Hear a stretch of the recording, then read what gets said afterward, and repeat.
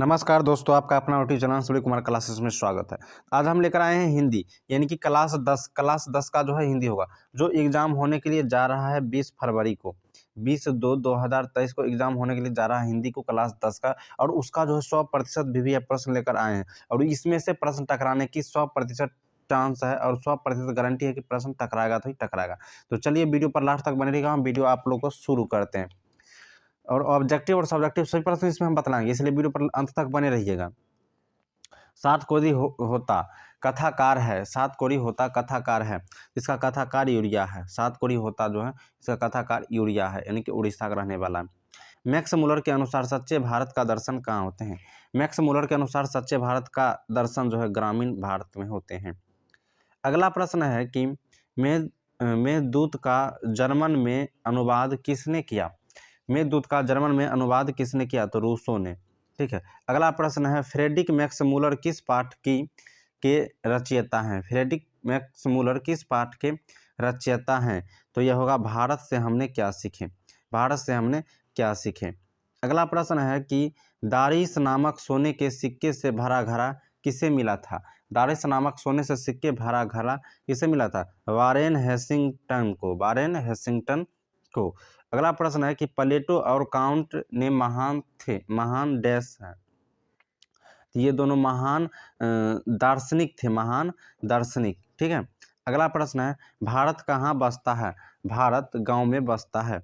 अगला प्रश्न है कि स्वामी विवेकानंद का वेदांतियों को वेदांत किसे कहा है?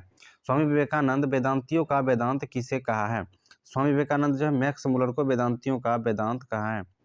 अगला प्रश्न है कि मैक्स मुलर की मृत्यु कब हुई थी? मैक्स मुलर की मृत्यु कब हुई थी? तो 28 अक्टूबर 1900 ईस्वी में हुई थी। अगला प्रश्न है प्रयत्न मानव का अर्थ है। प्रयत्न मानव का अर्थ है, तो इसका आंसर हो जाएगा प्राचीन मानव। अगला प्रश्न है कि सर विलियम जेम्स का भारत की यात्रा कब की? सर विलियम्स ने भारत का यात्रा कब की? तो इसका आंसर हो जाएगा 1783 ईस्वी में। 1783 ईस्वी में। अगला प्रश्न को देखते हैं। अगला प्रश्न है हजारी प्रसाद द्विवेदी का जन्म कब हुआ था? हजारी प्रसाद द्विवेदी का जन्म जो है वो 1907 ईस्वी में हुआ था। अगला प्रश्न है लेखक के अनुसार मनुष्य के नाखून किसके जीवन प्रतीक है? तो इसका आंसर हो जाएगा पाशवी वृत्ति की। अगला प्रश्न है कि दधीची का हड्डी से क्या बना था? दधीची का हड्डी जो है उससे इंद्र का वज्र बना है। अगला प्रश्न है कि किसने कहा था कि पुराने सब पुराने नहीं होते हैं, सब नए खराब ही नहीं होते हैं? ये किसने कहा था? तो ये जो है कालिदास ने कहे थे। अगला प्रश्न है कि शेक्सपियर किस भाषा की कवि है? शेक्सपियर किस भाषा की कवि है? तो इसका आंसर हो जाएगा अंग्रेजी भाषा की। अगला प्रश्न है कि नाखून क्यों बढ़ते हैं पाठ में बूढ़े ने सबसे बड़ी चीज किसे माना है? बूढ़े ने सबसे बड़ी चीज किसे माना है? तो प्रेम को। अगला प्रश्न है कि कौन नाखून को जिलाए जा रहा है? कौन नाखून को जिलाए जा रहा है? तो प्रकृति। अगला प्रश्न है हिरोशिमा कहाँ अवस्थित है? हिरोशिमा जापान में अवस्थित है। अगला प्रश्न है किस देश के लोग बड़े बड़े नख पसंद करते हैं? किस देश के लोग बड़े बड़े नख पसंद करते हैं? तो गौड़ देश के लोग। अगला प्रश्न है कि लेखक के अनुसार मनुष्य के नाखून किसके जीवंत प्रतीक है? तो इसका आंसर हो जाएगा पाशविक वृत्ति की। अगला प्रश्न है कि घनानंद की विरक्त होने की अस्थायी रूप से कहाँ निवास किया है? तो इसका आंसर हो जाएगा वृंदावन। अगला प्रश्न है सुजान सागर किसकी कीर्ति है? सुजान सागर किसकी कीर्ति है? तो इसका आंसर हो जाएगा केशव दास का। अगला प्रश्न है घनानंद किस नर्तकी को प्यार करते हैं? घनानंद किस नर्तकी को प्यार करते हैं? तो इसका आंसर हो जाएगा रसूलन बाई को। अगला प्रश्न है कि प्रेम की पीड़ा के कवि किन्हें कहा गया है? प्रेम की पीड़ा के कवि जो है किन्हें कहा गया है? तो घनानंद को। अगला प्रश्न है कि घनानंद किसके द्वारा मारे गए हैं। घनानंद जो है वो नादिर शाह के सैनिक के। अगला प्रश्न है कि सरसों का हिंदी मानक शब्द है। सरसों का हिंदी मानक शब्द है, तो सरसों का हिंदी मानक शब्द है रस रस बरसाओ। रस बरसाओ। अगला प्रश्न है कि कवि ने प्रेम मार्ग को बताया है। कवि ने प्रेम मार्ग को सरल एवं निश्चल बताया है। कवि ने प्रेम मार्ग को सरल एवं निश्चल बताया है। घनानंद किस भाषा के कवि हैं। घनानंद किस भाषा के कवि हैं, तो घनानंद ब्रज भाषा के कवि हैं। अगला प्रश्न है सुजान नगर की रचनाकार हैं। सुजान नगर की रचनाकार घनानंद हैं। प्रेम घन का जन्म कहाँ हुआ था। प्रेम घन का जन्म जो है वो मिर्जापुर में हुआ था।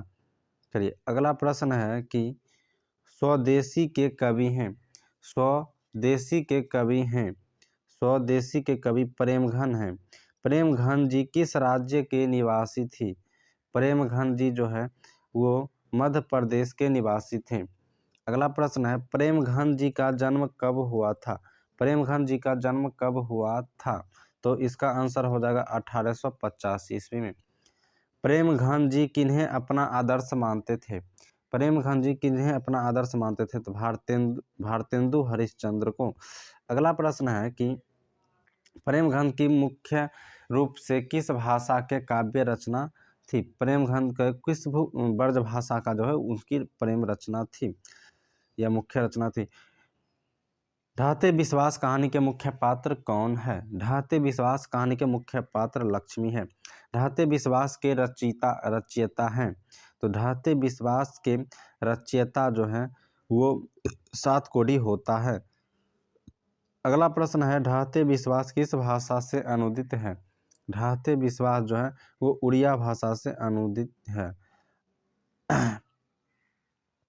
अगला प्रश्न है कि लक्ष्मी का घर किस चीज का बना था। लक्ष्मी का घर जो है वो घास मिट्टी का बना था। अगला प्रश्न है कि अधर्म कौन सा उपसर्ग है। अधर्म में कौन सा उपसर्ग है। अधर्म में अ उपसर्ग है। अनुज शब्द का उपसर्ग है। अनुज शब्द का उपसर्ग है, तो अनु उपसर्ग होगा। अगला प्रश्न है कि फैलाव में कौन सा प्रत्यय है। फैलाव में कौन सा प्रत्यय है, इसका आंसर हो जाएगा आव। लड़ाकू में कौन सा प्रत्यय है। लड़ाकू में आकू प्रत्यय है। अगला प्रश्न है कि अक्ल का पत्थर पड़ना, अक्ल पर पत्थर पड़ना मुहावरा का सही अर्थ क्या होगा। तो अक्ल का पत्थर पड़ना यानी कि बुद्धि नष्ट होना, इसका सही अर्थ होगा। कमर कसना मुहावरे का अर्थ है, आंसर हो जाएगा तैयार होना। अगला प्रश्न है सेनापति में कौन समास है। सेनापति में तत्पुरुष समास है। अगला प्रश्न है कि राजगिरी कौन समास है। राजगिरी द्वंद्व समास है। अगला प्रश्न होगा कि हिरोशिमा कहाँ अवस्थित है। हिरोशिमा जापान में अवस्थित है। और अंतिम प्रश्न है कि किस देश के लोग बड़े नख पसंद करते हैं। किस देश के लोग बड़े नख पसंद करते हैं, तो गौड़ देश के लोग। तो ये था ऑब्जेक्टिव प्रश्न। अब चलिए सब्जेक्टिव प्रश्नों को हम देख लेते हैं। तो सब्जेक्टिव प्रश्न में यहाँ पर जो है दो गद्यांश पूछा जाता है, जैसे कि भारत हरित क्रांति का मुख्य उद्देश्य देश का खदान मामले, ये वाला एक गद्यांश है। इसमें पूरा पढ़ना है गद्यांश आपको कहानी की तरह, इस प्रकार से पूरा पढ़ना। और पढ़ने के बाद इस प्रकार से आप पूरा पढ़िएगा यहाँ पर जो है। और पढ़ने के बाद यहाँ पर आपको जो है क्वेश्चन आंसर करना होता है। ये देखिए यहाँ पर जो है ये क्वेश्चन आंसर 5-6 क्वेश्चन आंसर मिलता है। ये 5-6 क्वेश्चन आंसर करिएगा।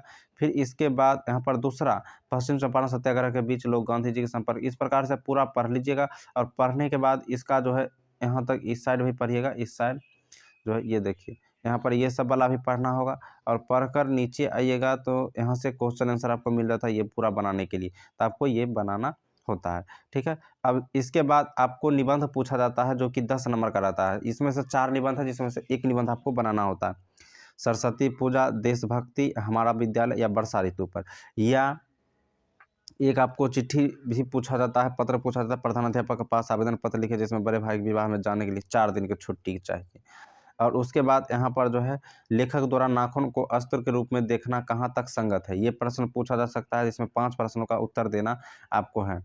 और उसके बाद पूछा जा सकता है लेखक की दृष्टि से सच्चे भारत का दर्शन कहाँ होते हैं, नेताओं के बारे में कविवर प्रेमघन का क्या राय है, कवि अपने आंसुओं को पहुँचाना चाहते हैं और लक्ष्मी का व्यक्तिगत पर विचार करें, ये है। और उसके बाद स्वप्रसंग व्याख्या करने के लिए यहाँ पर दिया जाता है कि अति स्नेह को बांके नहीं अताहे साँचे चलने, ये 5 नंबर का पूछता है, इसको स्वप्रसंग व्याख्या करना होता है।